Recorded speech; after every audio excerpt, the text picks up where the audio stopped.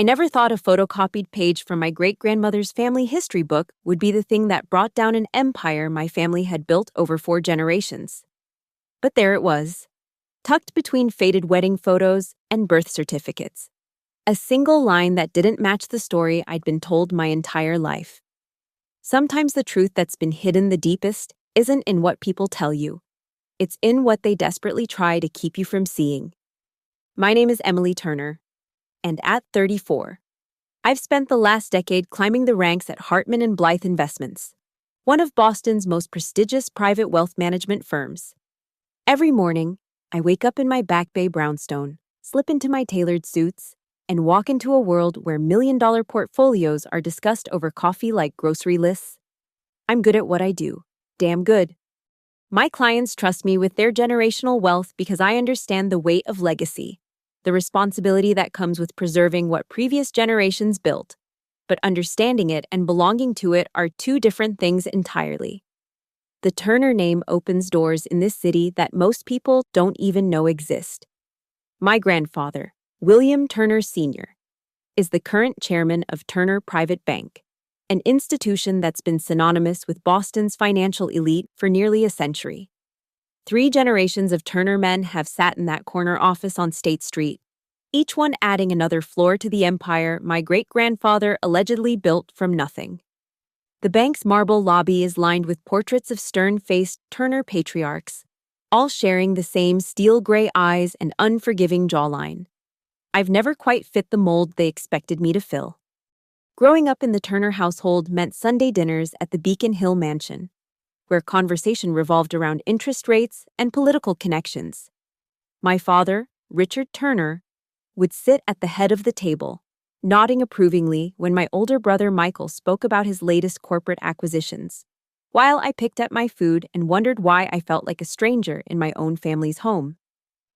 Turner blood runs cold and calculating, Grandfather would say, fixing me with those piercing eyes. We don't let emotion cloud our judgment. But I've always been too emotional for their liking, too questioning, too willing to challenge the family narratives that everyone else accepted without hesitation. They told me I was lucky to carry the Turner name, that it meant something in this city, that our family had earned its place through hard work and smart investments, that I should be proud of the legacy I'd inherited. Yet every family gathering felt like a performance where I'd forgotten my lines, where I was constantly reminded that I was the anomaly, the Turner who worked for someone else's firm instead of preparing to take over the family business. You could have any position you wanted at the bank, my father would remind me during our monthly lunches. Why waste your talent making other people rich? But something about Turner Private Bank had always felt wrong to me. The way conversations stopped when I entered rooms, the way certain files were kept locked away from even family members, the way my grandfather's jaw would tighten whenever I asked too many questions about how exactly our great-grandfather had managed to build such a successful institution during the Great Depression, when so many other banks were failing. I'd learned to live with that nagging feeling, that sense that there were pieces of our family story that didn't quite fit together. I'd convinced myself that every old family has its secrets, its embellished stories that get more dramatic with each telling. I focused on building my own reputation, my own success, separate from the Turner name that felt more like a costume I wore than skin I was born in. I never imagined that a single page from a nearly century-old family history book would be the key to understanding why I'd never felt like I belonged, or that it would give me the power to tear down everything the Turner family had built. Brick by carefully laid brick. The family meeting was called for a Tuesday evening in October, which should have been my first warning sign. Turner family gatherings were reserved for Sundays and holidays, never weekday business hours. But Grandfather had insisted we all gather at the Beacon Hill house to commemorate the upcoming centennial celebration of Turner Private Bank. 100 years of excellence, he announced from his usual position at the head of the dining room table, his voice carrying that familiar tone of manufactured pride. It's time we reminded Boston and ourselves of the legacy we've built. My father and uncle nodded approvingly while Michael flipped through marketing materials for the anniversary gala. I sat quietly, nursing a glass of wine and wondering why I'd been summoned for what seemed like a publicity meeting. Then Grandfather pulled out a leather-bound folder and placed it ceremoniously on the table. I've had our family historian prepare commemorative copies of great-grandmother Ella's original family history book, he said, sliding identical folders toward each of us. The original was written in 1923, just after the bank's founding. I thought it would be meaningful for each of you to have your own copy. I opened the folder to find a professionally bound booklet, maybe 30 pages thick, with Turner Family History, 1923, embossed in gold lettering on the cover. The pages had been carefully photographed and reproduced, maintaining the faded ink and yellowed paper of the original. "This is lovely, Dad," my father said, flipping through the pages. What a thoughtful gesture. But as I began reading, something felt off. The narrative jumped awkwardly between sections, as if pieces were missing. Great-grandmother Ella's handwriting was meticulous. But there were gaps in the timeline that made no sense. Her marriage to my great-grandfather was mentioned briefly, with a vague date of winter 1892. But there were no details about their courtship or wedding, unusual for a woman who had documented every other family milestone with obsessive precision. More troubling were the margins. Ella had made handwritten notes throughout the book, and some of them were strange. Next to a paragraph about the bank's founding success, she'd written in barely legible script, "The price of prosperity is often paid by others." On page 16, describing the family's early years in Boston, another note caught my eye. "There are things that are better left buried, but truth has a way of surfacing." I looked up to find my family members chatting about catering options for the anniversary party, apparently satisfied with their sanitized version of family history. None of them seemed to notice what I was seeing, or maybe they were choosing not to look. The most unsettling discovery came near the end of the booklet. The final pages contained a family tree, meticulously drawn in Ella's careful hand. But several branches had been crossed out so heavily that the ink had torn through the paper. Names had been obliterated, dates altered, entire sections of the family lineage seemingly erased. At the bottom of the family tree page, in handwriting that looked shakier than the rest, Ella had written, "Some secrets are too dangerous to record, but too important to forget. May God forgive us for what we've done." My hands were trembling as I closed the booklet. "This is fascinating," I said carefully, testing the waters. "But it seems like some pages might be missing. Are there other sections of the original?" Grandfather's expression hardened almost imperceptibly. "That's everything that survived, Emily. Paper deteriorates over time. We're lucky to have what we do." But I knew my great-grandmother. I'd grown up hearing stories about her meticulous record-keeping, how she'd documented every family recipe, every social event, every financial transaction. The idea that she'd leave gaps in something as important as the family history was impossible. As the meeting concluded and everyone gathered their coats, I slipped the booklet into my purse with a growing certainty that I'd just been handed a puzzle with deliberately missing pieces. The question was, what had been so dangerous that it needed to be erased from our family's story? And more importantly, why did I suddenly feel like I was the only one who wanted to find out? The Boston Public Library's research division became my second home over the next 3 weeks. I'd arrive each morning before work, armed with coffee and a growing list of questions that the sanitized family history had left unanswered. The librarian, Mrs. Patterson, had grown accustomed to my requests for microfilm reels and archival records dating back to the 1890s. "Looking into genealogy?" she asked one morning as I settled into my usual corner table. "Something like that," I replied, not wanting to explain that I was investigating my own family like they were suspects in a crime I couldn't yet name. The Suffolk County Registry of Deeds was my first breakthrough. Public records don't lie, and they can't be edited by family members with something to hide. I spent hours scrolling through property transfers, marriage licenses, and business incorporations, cross-referencing dates with what little information Ella's modified family history had provided. The discrepancies were immediate and troubling. According to the family booklet, My great-grandfather, George Turner, had founded Turner Private Bank in 1923 with initial capital from successful investments. But the business incorporation documents told a different story. The bank had been established with a massive influx of assets, property deeds, investment portfolios, and cash holdings that seemed impossibly large for a man who, according to every other record I could find, had been working as a mid-level clerk at a shipping company just 2 years earlier. More concerning was what I found in the marriage records. George Turner had married Ella Morrison in February 1893, not winter 1892, as the family history claimed. But there was another record, a birth certificate for William Turner Sr., dated November 1892. My grandfather had been born 4 months before his parents' wedding, which wasn't scandalous by today's standards, but would have been devastating to a family's reputation in 1892. But the real shock came when I found William Sr.'s original birth certificate, not the amended version that had apparently been filed later. The father listed wasn't George Turner at all. It was Thomas Avery. I sat in the silent archive room, staring at the faded document, my hands shaking as the implications settled in. My grandfather wasn't a Turner by blood. He was an Avery, and someone had gone to considerable trouble to bury that fact. Who was Thomas Avery? And why had his name been erased from our family history? The answer came from an unexpected source, St. Mary's Episcopal Church, where the Turner family had attended for decades, kept meticulous records dating back to the 1800s. The elderly church secretary, Mrs. Rodriguez, helped me search through baptismal records and memorial logs. Avery, she mused, flipping through a leather-bound registry.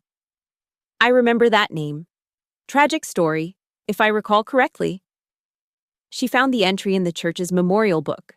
Thomas Avery, 1865-1924, beloved father and business partner, died in poverty after losing his life's work to betrayal.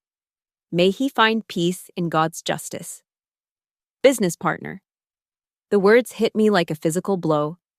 I spent the next week digging deeper into Thomas Avery's life. City directories from the 1920s listed him as co-founder of Avery and Turner Financial Services, a partnership that had apparently dissolved in 1922, just 1 year before Turner Private Bank's founding. Property records show that Avery had owned substantial real estate holdings in downtown Boston, all of which had been transferred to George Turner in a series of transactions that looked increasingly suspicious the more I examined them.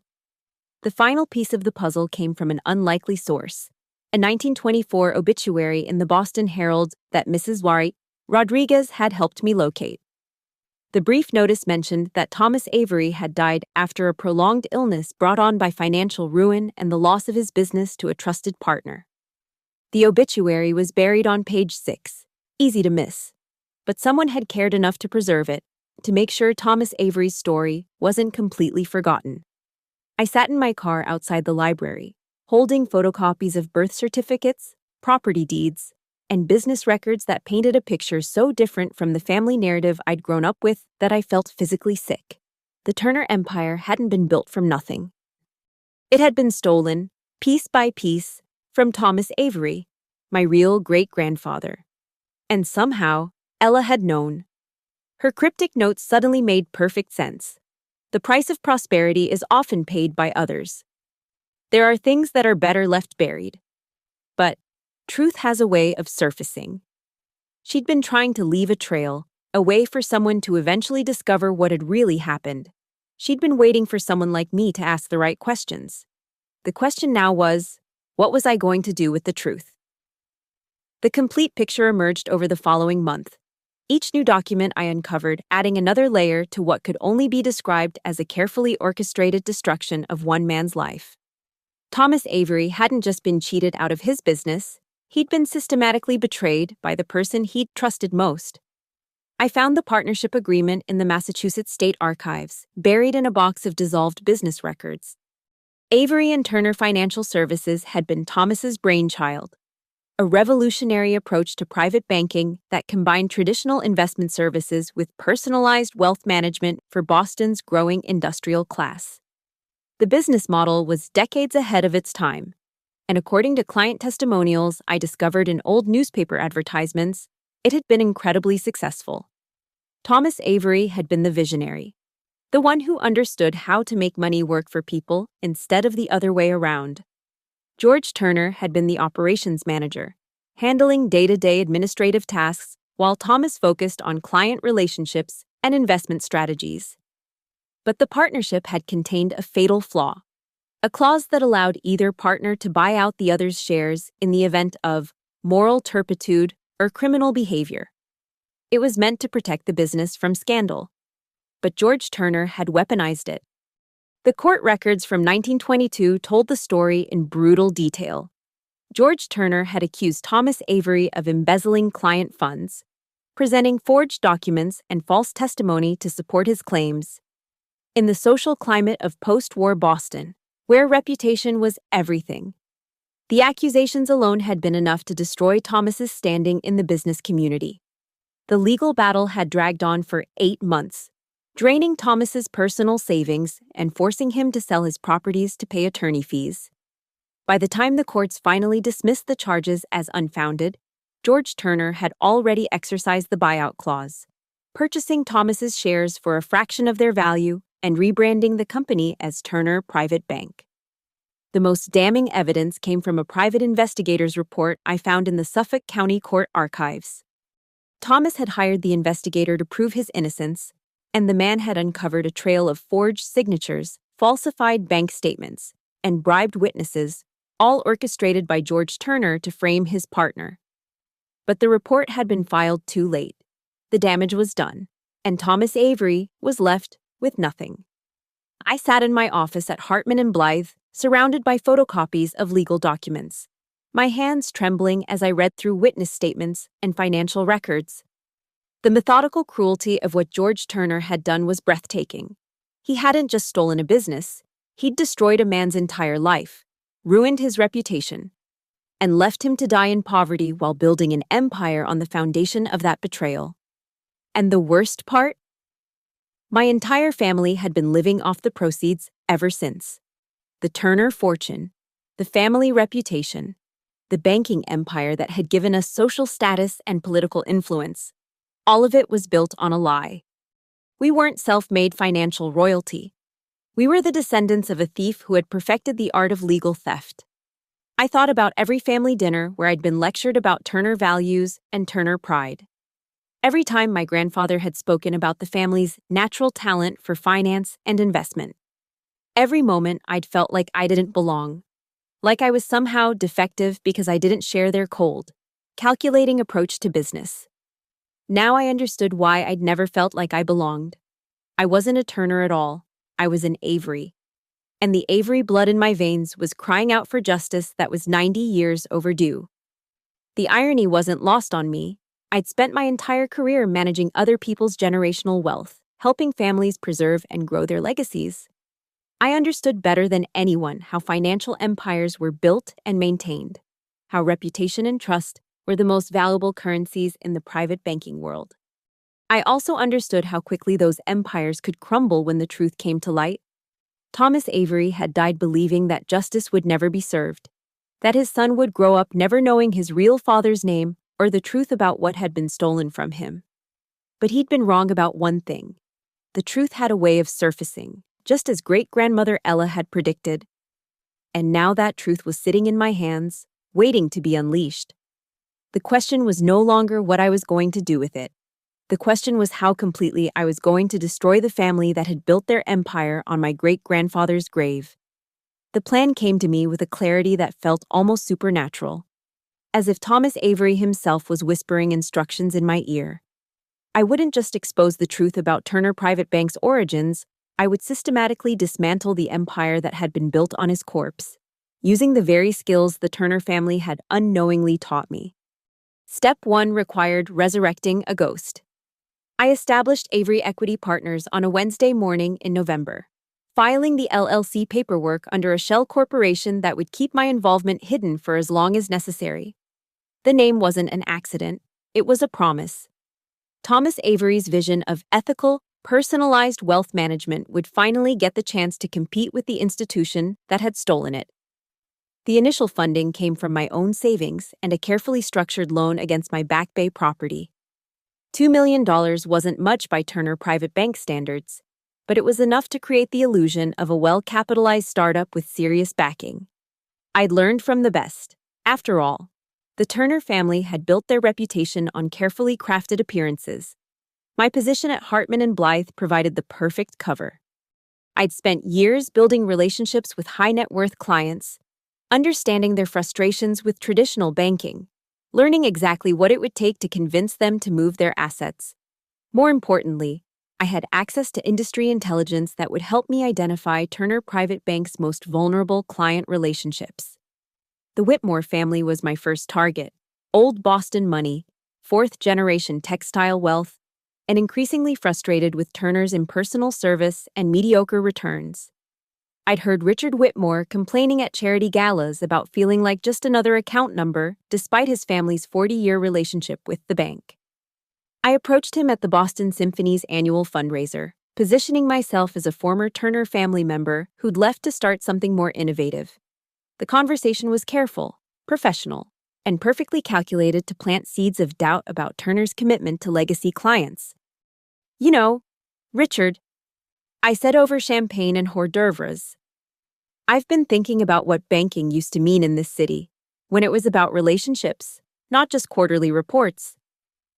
Within 2 weeks, the Whitmore family had transferred their entire portfolio to Avery Equity Partners, a $12 million defection that sent shockwaves through Turner's executive team. But client acquisition was only part of the strategy. I needed ammunition, and Turner Private Bank's current operations provided plenty of it. My family connections gave me access to information that would have taken outsiders years to uncover. I started attending Turner family events with new purpose, listening carefully to conversations I'd previously ignored. My father's casual mentions of creative accounting for political donors, my uncle's jokes about offshore structures that helped clients minimize their tax burden, my grandfather's proud stories about flexible interpretations of federal banking regulations. What I heard was a pattern of behavior that made perfect sense in the context of what I'd learned about George Turner's methods. The criminal mindset that had destroyed Thomas Avery hadn't disappeared. It had simply evolved, becoming more sophisticated and legally protected. I began documenting everything. Phone calls were recorded on devices I'd purchased with cash. Financial documents were photographed during family gatherings. Email exchanges were captured through social engineering techniques I'd learned from online privacy forums. The most damning evidence came from my father's home office, where he kept physical files on the bank's most sensitive transactions. During a Sunday dinner in December, I excused myself to use the bathroom and spent 15 minutes photographing documents that detailed currency transactions designed to avoid federal reporting requirements. By January, I had enough material to destroy Turner Private Bank 3 times over. But I wasn't ready to pull the trigger yet. I needed to build Avery Equity Partners into a legitimate threat first, something substantial enough to capitalize on the chaos I was about to unleash. 3 more major clients followed the Whitmores. Each defection was carefully orchestrated, each conversation designed to maximize damage to Turner's reputation while building Avery's credibility. I wasn't just stealing clients, I was creating a narrative about why sophisticated investors were choosing a more ethical alternative. The irony was delicious. I was using Turner family tactics against the Turner family, employing the same ruthless strategic thinking that had built their empire to tear it down. The difference was that my methods were legal, my motivations were just, and my ultimate goal was restoration rather than theft. Thomas Avery had died believing that justice was impossible. But he'd underestimated the power of compound interest, and after 90 years, the debt was about to come due with interest. The first domino fell on a Tuesday morning in March, when financial reporter Sarah Martinez from the Boston Globe received an unmarked envelope containing 23 pages of documented evidence about Turner Private Bank's regulatory violations. Currency transaction reports that had been deliberately fragmented to avoid federal oversight, political contributions that had been illegally funneled through client accounts, offshore structures that existed solely to help wealthy clients evade taxes. I'd spent weeks vetting Martinez's reputation, confirming she was the kind of journalist who would verify every detail before publication. She didn't disappoint. The article appeared on the front page of the business section 3 days later, with the headline, "Turner Private Bank Under Investigation for Federal Banking Violations." Within hours, the story had been picked up by the Wall Street Journal, Bloomberg, and Reuters. Turner's stock price dropped 8% in the first day of trading. My grandfather's office was flooded with calls from panicked clients demanding explanations that didn't exist. But the media exposure was just the opening move. The real attack came 2 weeks later. Timed perfectly to coincide with Turner Private Bank's quarterly earnings announcement, the event that was supposed to showcase the bank's stability and growth to investors and clients. Instead of presenting financial projections, Turner's executives found themselves facing questions from federal investigators. The SEC had opened a formal inquiry into the bank's practices. The Treasury Department's Financial Crimes Enforcement Network had frozen several accounts pending investigation. The Massachusetts Division of Banks had launched its own parallel investigation. I watched it all unfold from my office at Hartman and Blythe, monitoring news feeds and stock prices while fielding calls from Turner clients who suddenly wanted to understand their options. The timing couldn't have been more perfect. Avery Equity Partners had just finished establishing full operational capability. With proper regulatory approvals and a growing team of investment professionals I'd recruited from other firms. On the morning of Turner's earnings call, I held my own press conference. "Good morning," I said, standing behind a podium at the Boston Harbor Hotel, facing a room full of financial journalists and industry analysts. "My name is Emily Turner, and I'm here to announce the launch of Avery Equity Partners, a new wealth management firm dedicated to the principles of transparency and ethical investing that Boston's financial community has been lacking." The room erupted in murmurs. The Turner name was everywhere in that morning's headlines. And here I was, a family member, launching a competitor at the moment of crisis. "Some of you may be wondering about the timing of this announcement," I continued, maintaining the calm, professional demeanor I'd perfected over years of client presentations. "Let me be clear. Avery Equity Partners was founded to provide an alternative to the kind of practices that have recently come to light in our industry. We believe Boston deserves better." The questions came rapid fire. Why was I leaving the family business? What did I know about the federal investigations? Was this an attempt to capitalize on Turner's problems? I answered each query with precision, never directly attacking Turner Private Bank, but making it clear that Avery Equity Partners represented everything Turner wasn't: transparent, ethical, focused on genuine client service rather than profit maximization. "The name Avery isn't accidental," I said in response to a question about the firm's branding. "It honors a vision of banking that existed in Boston long before the current scandals. A vision based on trust, integrity, and the belief that wealth management should serve families, not exploit them." The press conference was covered by every major financial publication. By the end of the day, Avery Equity Partners had received inquiries from 47 potential clients, representing over $800 million in assets under management. But the real victory came 3 days later, when Turner Private Bank's quarterly earnings call was dominated by questions about client defections and regulatory investigations instead of financial performance. My grandfather's voice, usually so commanding and confident, sounded strained as he tried to reassure investors that the bank's fundamentals remained strong. "We are cooperating fully with all regulatory inquiries," he said, reading from what was obviously a prepared statement. "Turner Private Bank has served Boston's financial community for nearly a century, and we remain committed to the highest standards of integrity and service." The irony of those words, integrity and service, coming from a man whose empire was built on the destruction of Thomas Avery, wasn't lost on me. But I knew he was just getting started with his performance. The real show would come when the family realized who was behind their destruction. Turner Private Bank's stock closed down 22% that day. 3 more major clients announced they were moving their assets to other firms. The federal investigation was expanding to include possible money laundering charges. Thomas Avery was finally getting his justice, and it was just the beginning. The emergency family meeting was called for 7 o'clock on a Friday evening, 3 weeks after the press conference that had sent Turner Private Bank's world into free fall. I sat in my car outside the Beacon Hill mansion, watching through the tall windows as my family gathered in the same dining room where I'd first received great-grandmother Ella's sanitized history book. This time, the atmosphere was different. There was no ceremonial presentation, no manufactured pride, just the desperate energy of people watching their empire crumble and searching for someone to blame. I walked through the front door carrying a leather portfolio that contained everything I'd discovered about Thomas Avery, George Turner, and the theft that had founded our family fortune. The weight of it felt like carrying Thomas's ghost into the room where his betrayal had been planned nearly a century ago. Emily. My grandfather's voice was cold as I entered the dining room. I'm glad you could join us. The entire family was there, my father, my uncle James, my brother Michael, even my mother, who usually avoided these business discussions.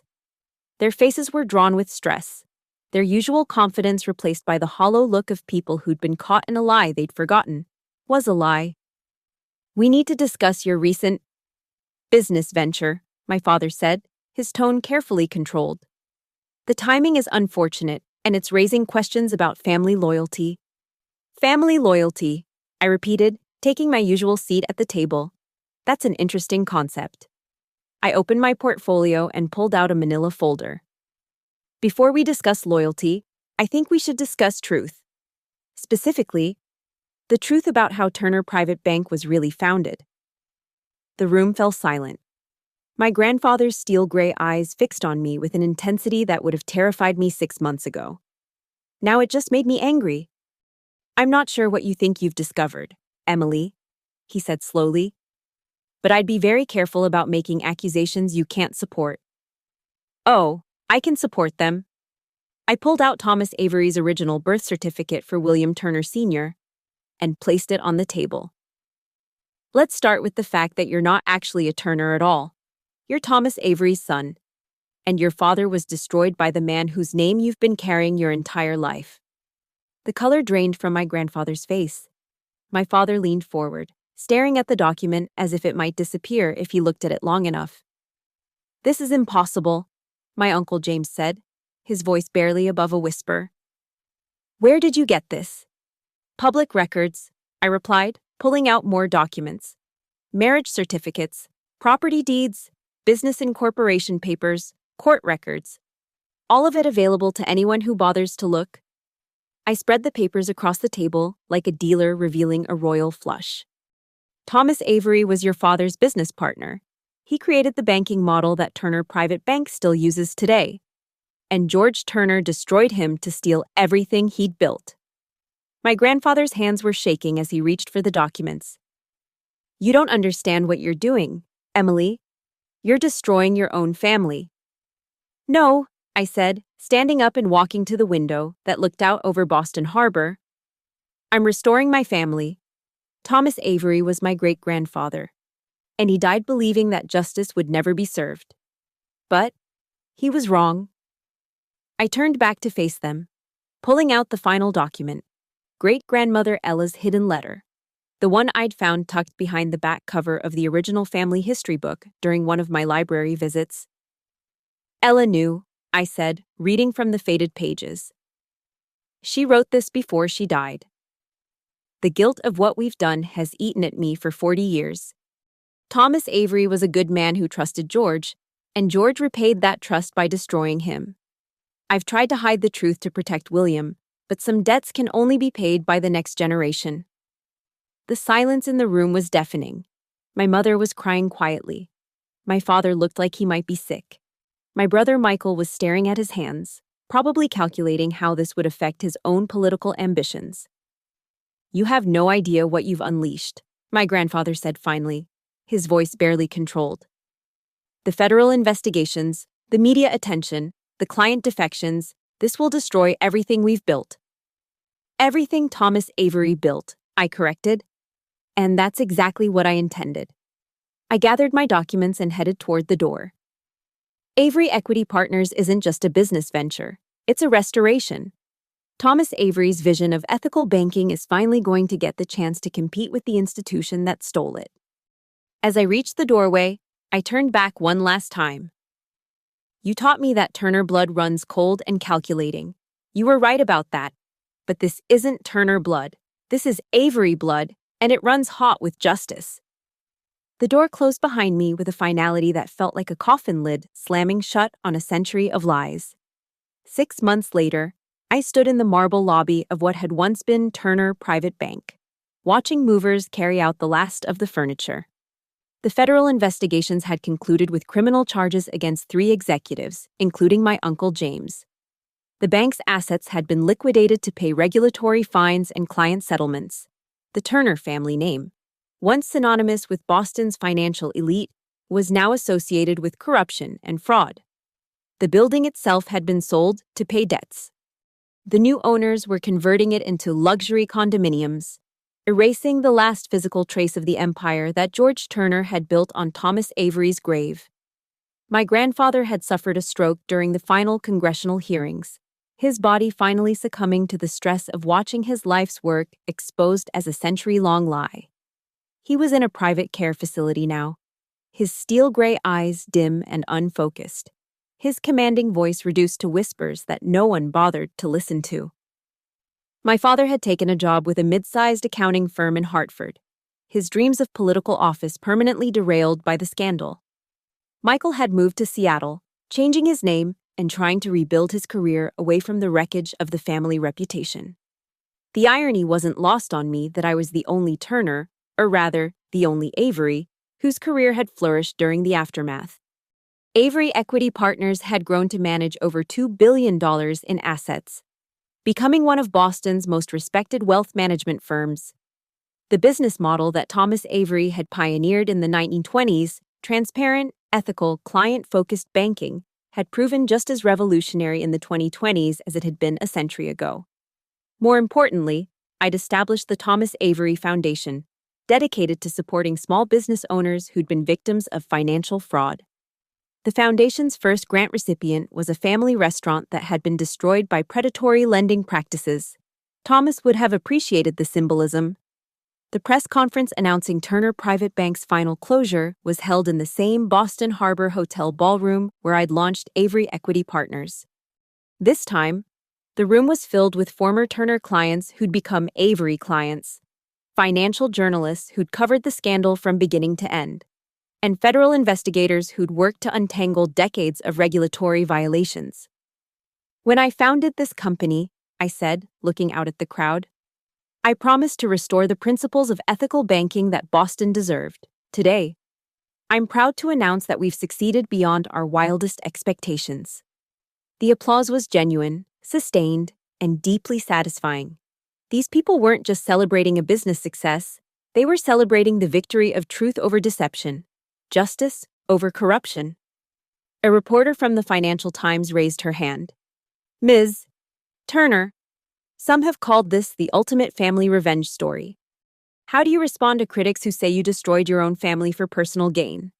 I smiled, thinking of great-grandmother Ella's letter, of Thomas Avery's forgotten grave, of all the years I'd felt like I didn't belong in the Turner family. I didn't destroy my family, I said. I freed it. For nearly a century, the Turner name has been built on a lie. Thomas Avery was my great-grandfather, and he died believing that justice was impossible. But he was wrong about one thing. The truth always surfaces eventually. I paused, looking directly into the camera that was broadcasting the press conference live. I didn't take revenge on the Turner family. I simply returned what was stolen. With interest.